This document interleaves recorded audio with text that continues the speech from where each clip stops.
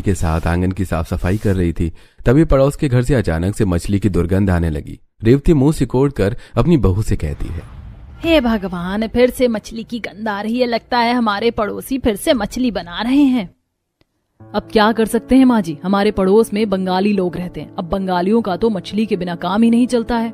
ये सुनकर रेवती जोर से कहती है, अरे अगर बंगालियों को मछली खाना ही है तो खुद खाओ ना, पड़ोसियों को क्यों परेशान करते हैं। कुछ लोग पड़ोसियों का कोई ध्यान नहीं रखते, वो सिर्फ अपने बारे में सोचते हैं।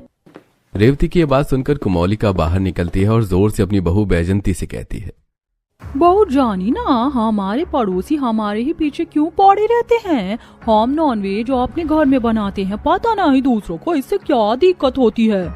ये सुनकर रेवती चिल्लाकर कहती है, अपने घर में बना रही हो तो बदबू भी अपने ही घर रखो ना, पड़ोस में क्यों बदबू फैला रही हो। पहली बात, मछली बनाने से बदबू नहीं बल्कि खुशबू आती है, और खुशबू को कैसे कैद कर सकते हैं, मर्जी वो जहाँ जाए। माँ जी, इनको कोई भी बात बोलने का कोई फायदा नहीं है। चलिए हम अंदर चले जाते हैं और अपना दरवाजा बंद कर लेते हैं। ऐसा कहकर रेवती और माधुरी घर के अंदर चली जाती है। माधुरी दरवाजा बंद कर लेती है। अंदर केशव और उनकी माता जी दोनों बैठे थे। रेवती का मूड खराब देखकर केशव कहता है, अरे क्या हुआ रेवती, तुम इस तरह गुस्सा क्यों हो रही हो। अजी क्या बताऊं आपको, जब से हमारे पड़ोस में ये बंगाली रहने आए हैं तब से तो पूरे मोहल्ले का माहौल ही खराब हो गया। ये लोग हमेशा ही मछली बनाते, मछली की बदबू सारे मोहल्ले में फैलती है। हमारा तो बाहर निकलना ही मुश्किल हो गया। हाँ रेवती, तू बात तो सही कह रही है।